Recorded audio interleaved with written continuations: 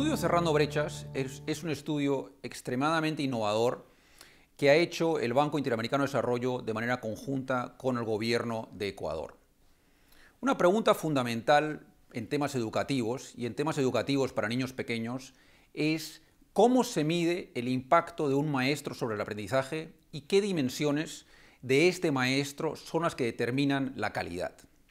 Hay una larga literatura sobre esto y una de las conclusiones es que es muy difícil establecer el impacto de un maestro porque en general los niños no son asignados a maestros de manera aleatoria y consecuentemente siempre hay características no observadas o de los niños o de los maestros que, si no están medidas de manera correcta, pueden sesgar los resultados de estos estudios. Entonces, en Estados Unidos hay una larga literatura que trata de resolver esto y no hay una literatura comparable o estudios comparables en la región.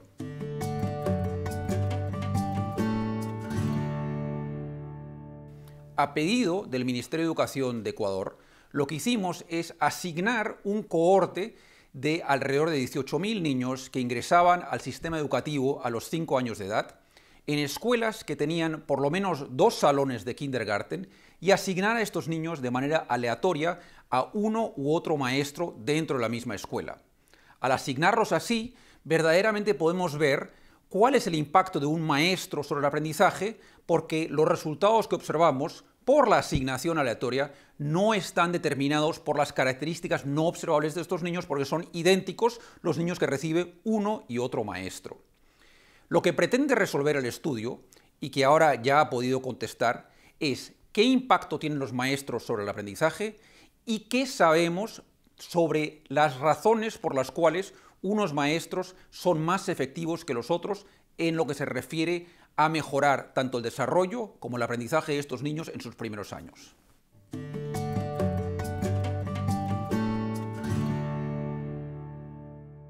Tenemos en este momento los resultados del primer año del estudio y los resultados son básicamente 3. El primer resultado es que verdaderamente hay grandes diferencias en el impacto que tienen los maestros dentro de una misma escuela. Entonces no estamos hablando de unas comparaciones entre maestros en una escuela donde pueden estar sirviendo a poblaciones diferentes con otra escuela, sino estamos hablando verdaderamente de comparaciones entre maestros en una misma escuela. Y vemos que en una misma escuela, en estas escuelas, que son 204 escuelas en el estudio, hay grandes diferencias en el impacto que tienen diferentes maestros sobre el aprendizaje de los niños. El aprendizaje tanto en lenguaje como de matemáticas, como en una serie de otras dimensiones que conjuntamente se llaman función ejecutiva y que tienen que ver con la capacidad de los niños de inhibir ciertas respuestas inmediatas, de controlar sus comportamientos, de tener una cierta flexibilidad cognitiva que les permite aprender en el futuro. Entonces, el primer resultado es, como digo, que dentro de una misma escuela hay grandes diferencias en la calidad de los maestros en Ecuador, al igual que se observa, como decía anteriormente, en estudios en Estados Unidos. El segundo resultado, que también en cierta manera es paralelo a lo que se encuentra en la literatura de Estados Unidos, es que las características fácilmente observables de los maestros,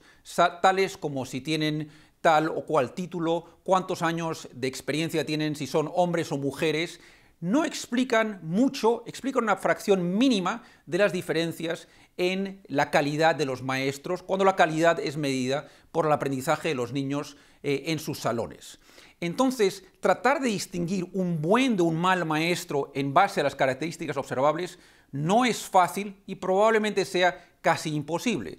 porque además de recoger estas características, lo que hicimos es medir la inteligencia de estos maestros, diferentes pruebas de personalidad de los maestros, diferentes pruebas de la función ejecutiva de los maestros mismos, y ninguna de estas predice cuáles maestros consiguen que sus niños aprendan más que otros. Finalmente, lo que hicimos fue grabar a todos los maestros dando clases en sus salones por entre 1 y 3 días y codificar esto de acuerdo a un protocolo que se llama el CLAS. El CLAS mide la interacción de los maestros con los niños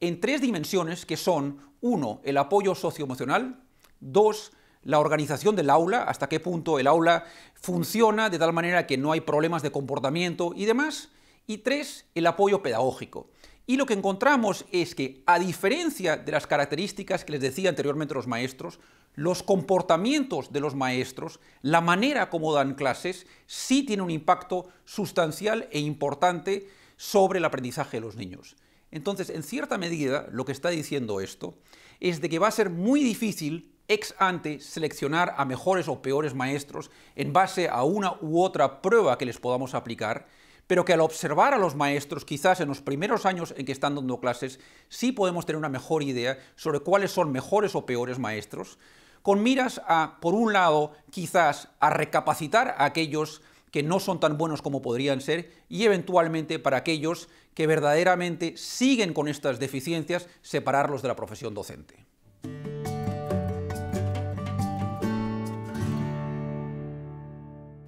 Yo creo que hay mucho que aprender. Y lo primero quizás es ver que lo que hizo el gobierno de Ecuador, trabajando conjuntamente con el Banco Interamericano, fue una apuesta por verdaderamente entender qué es lo que determina la calidad docente. Muchas veces la gente tiene algunas posiciones quizás ideológicas sobre esto, pero en el caso del gobierno de Ecuador lo que dijeron es: nosotros vamos a empezar de esto sin un presupuesto sobre qué es lo que verdaderamente afecta la calidad educativa, sin una preconcepción, si quieren. Lo que queremos es verdaderamente hacer el mejor estudio posible para tratar de entender qué hace que algunos maestros sean mejores que otros. Y creo que es importante reconocer la valentía y el esfuerzo de hacer esto, y creo que otros países lo que pueden aprender es de los beneficios que trae hacer un estudio de alta calidad, verdaderamente serio, para tratar de entender una pregunta fundamental en lo que se refiere a la política educativa.